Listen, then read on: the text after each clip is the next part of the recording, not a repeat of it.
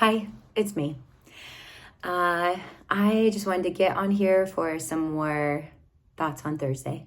It's still Thursday, kind of later than what I wanted it to be, but had a full day of homeschool and then flying, and now here I am. I'm actually in Los Angeles, going to be at Angelus Temple tomorrow with the Her Movement for the Freedom Tour. Really excited about that. But anyways, I just had a couple more things I wanted to follow up on in regards to my last Thoughts on Thursday post, so a week ago. If you missed that video, it's pinned on my social media, on Facebook and Instagram, all this stuff. And it's on my YouTube channel, so you can check it out all those places. But I was just sharing about just where I've been in this time of wilderness. And I don't even feel comfortable calling it a season because, to be totally honest, I really hope that it's not just a season. I don't really want it to be just a season. I feel like I've been moved into, the physical wilderness of Montana, but also a spiritual wilderness where I have just been just completely dependent on the Lord in just the most incredible way. And I don't want that to go away. And I am fighting to not crawl back into my boxes and my place of comfort and to stay outside of that and to just have total reliance on Jesus. And this is the kind of Christ follower I want to be. So I kind of just want to make my camp in the wilderness and not really leave that. I'm a really independent person. I'm very, go-getter and hard worker and all those things. And those are really great attributes to have and good qualities, but they can be to my detriment at times when I become so independent that I am really leaning on my own strength and trusting my own strength. And I just don't want to be that way anymore. I want to really, truly be just completely at the mercy of Jesus and whatever he has and wants for me. And so I wanted to share just briefly some thoughts and prayers that have emerged from me in this time in the wilderness. And I have a lot of thoughts about this stuff, but I'm going to keep this concise, and you'll probably hear me talking about it more later because I kind of feel like there's something big stirring in my heart, and it feels something beyond just the songs and leading worship. It feels like I feel like a woman on a mission a little bit. Let me just be honest and put that out there. But these prayers have been just in regards to worship and the worship music industry. I mean, let's just pause a moment right there. Worship music industry. It's really weird that that's a thing. It's really weird that worship music is in the industry. I mean, that's weird, right? Like that there's an actual industry that is profiting a lot of money, off of something that belongs to God, something that is his. Worship is for him. It belongs to him. It is for him. It is to bring him glory. And the prayer that has kind of been in my heart and the thing that I've been thinking about in this time is just, God, I'm really uncomfortable with this. When I first started with worship and recording, side note, if you've not heard me talk about this, I'm not going to go into a lot of detail about it, but I do have a book called Brave Surrender. I wrote my whole story in there. You can get the book on Amazon and read exactly how I came into this. But I will tell you, I was a banker and I was processing loans, and I would use my days off, my vacation days and things like that, and the weekends when I wasn't working to lead worship and to record and things like that. And we were like 3 albums in with Jesus Culture when I was still working as a banker. And I was very content with that and very happy with that. And suddenly I realized God was calling me into ministry and calling me to fully step into that and really trust him with my life, my finances, everything. And that was not an easy thing for me, to be honest.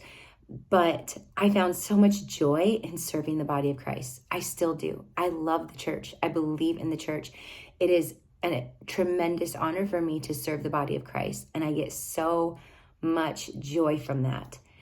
But this was not actually what I planned to do with my life, or what I was even aiming my life towards.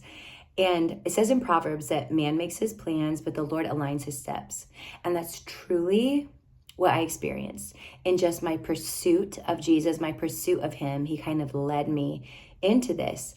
And it's so incredible with all the technology, with all the internet, the way that the world is, social media, and just even how much easier it is nowadays to actually record music, to actually make songs, and to do all that.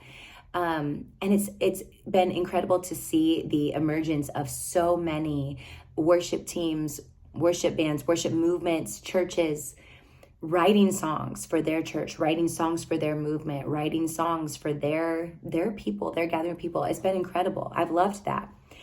But sometimes I look around and I'm like, I don't know if it's landed where it's supposed to land. I don't know if there's just elements about it that are uncomfortable to me.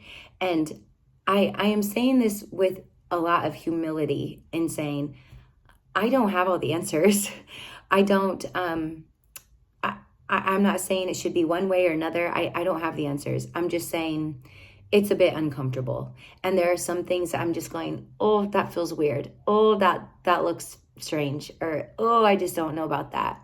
An example is in recent years, there's been secular companies buying the masters of worship songs.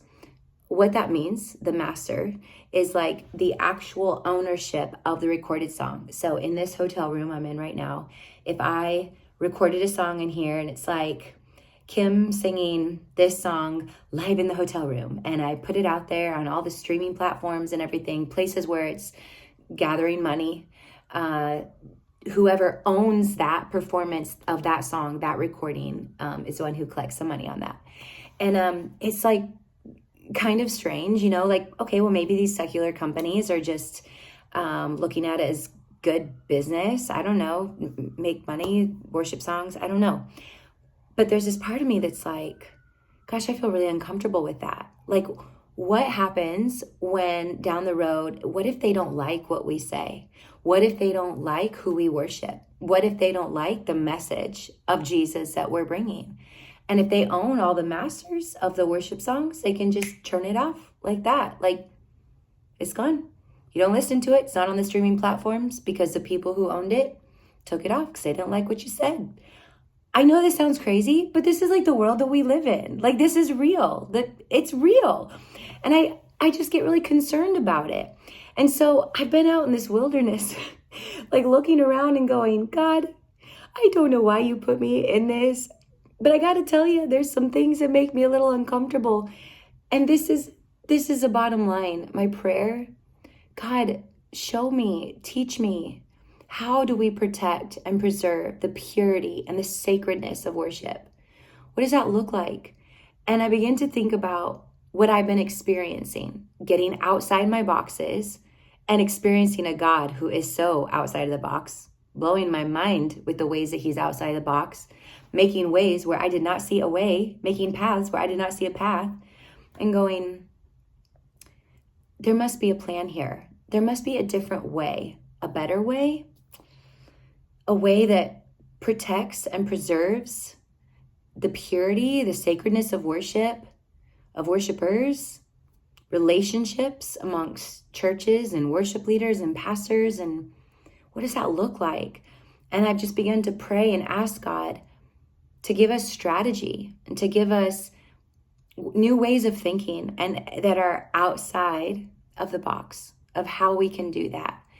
I remember January, not of this year, but of last year, I'm sitting and I'm having one of these prayer moments, just sitting with the Lord, 6 o'clock in the morning before the sun comes up. And I felt like God was saying, Kim, I want you to jump back in this. I want you to write again. I want you to get back in. And I was just like, God, I gotta be honest. I don't know if I want to get back in that. Like, there's things about it that feel uncomfortable to me and don't feel quite right to me and are hard to reconcile. And I don't have all the answers. I would never pretend that I do. And it's just uncomfortable. I don't have any other word except that. It's just uncomfortable. And it's like, I don't want to think I'm above, falling under pride or any of those things. I want my heart to stay pure. I want to stay in a place where I'm bringing something sacred to Jesus and something that honors him and something that's accessible to help other people come into his presence. And when God was saying, I want you to come back into this and to do this again, I was like, I just feel dead inside. Like, you're going to have to literally like breathe life on me, because I just feel just shut down and just kind of like, I don't know if I can do this anymore. And right in that moment, when I prayed that, when I said that out loud, I actually felt a wind, kind of a cool wind, just literally blow on me so much that I actually jumped up and I looked around thinking, is there a window open? Is there a door open? There's a draft in my house right here, but it's January, it's Montana. You do not leave anything open in that time. Your house will be a frozen tundra like the outside if you do that.